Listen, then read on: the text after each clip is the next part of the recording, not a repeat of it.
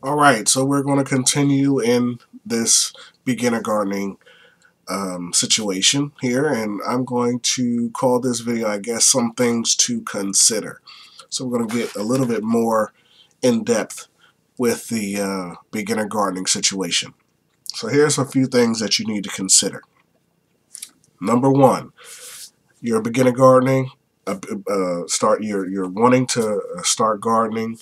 Um, First thing you need to consider is you need to determine how much time do you have to dedicate to gardening. All right, so let's get into this is very practical information that I'm going to be giving you right now. Everybody says, yes, I want to start gardening, I want to do this, but you're a gardener, you have a full-time job, you have, 3 kids, and you're also in school. Okay, so realistically, how much time do you have to dedicate to this? You could be just a student. You could have no job, or you could be self-employed and you work from home and you make your own schedule. Um, these are some things that you really need to know to determine when you're going to be saying, I'm going to be starting to garden. I'm going to start gardening. How much time do you have to dedicate to it? Do you have time to water the plants? Do you have time to take a look at them? One thing in gardening, if you don't have time to water the plants and it's 90 degrees plus outside, you're going to have a problem. Um, Sometimes pests infect the garden. One day you come out and everything is looking fine. 3 days later, stuff is been eaten by something. Do you have time to go out there and check on your garden every day? Or every now and then to say, let me make sure everything is still looking good. Let me make sure it's still, the ground is still moist. Let me make sure that the sun didn't burn my plants up. Let me make sure that I didn't have a rabbit or a groundhog or a deer come in and eat everything. Do you have time to really pay attention to what's going on? You have to make that determination. That leads into kind of the next thing I want you guys to consider, because we're starting early, so we're already thinking about what we're going to be doing with our garden, right? You need to know, how much do you want to grow? How much do you want to grow?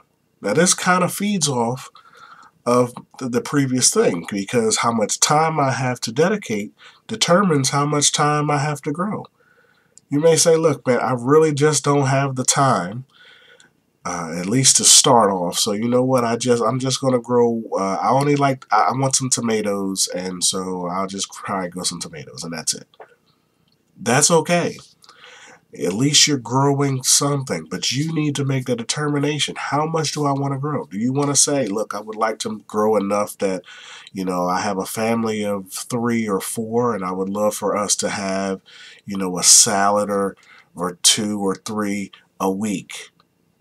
Or, I have some elderly parents or some people at my local nonprofit or church that I would like to grow some things and be able to give away some vegetables to them. Are you the type that says, hey, man, you know what? I want to grow so much stuff that I can actually start selling my stuff. I want to take it to market. I want to, around here we have a local farmers market set up or something like that, or flea market set up where I can actually just set up a table and just start selling off some things that I've grown. You need to make the determination. One, you definitely better have the time for what you're saying you want to do, and you determine how much you want to grow is going to determine how large your garden is going to be. Third thing you really need to consider is, what method of gardening am I going to do? All right, so for our discussion today, I'm going to talk about there's 3 major types of growing that you can do. And there's other types, but I'm not familiar and I have not done these other types. But the three major is in-ground growing, container gardening, and raised bed gardening. Now I know there's other things like hydroponics and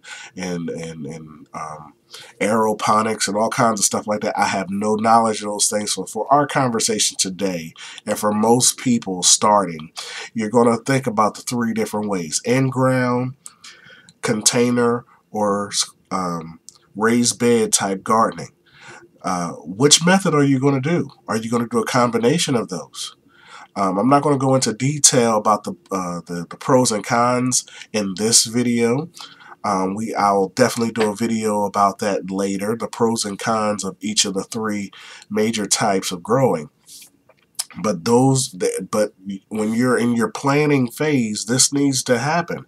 So if you say, hey, I determine that I don't have that much time to grow, to dedicate to gardening, but I do want to, a little something that I want to be able to say, at least I grew something to eat, I grew something, then you may say, look, you know what, I'm going to do some container gardening, and I'm going to put, 2 or 3 pots out, and that's going to be the extent of my gardening.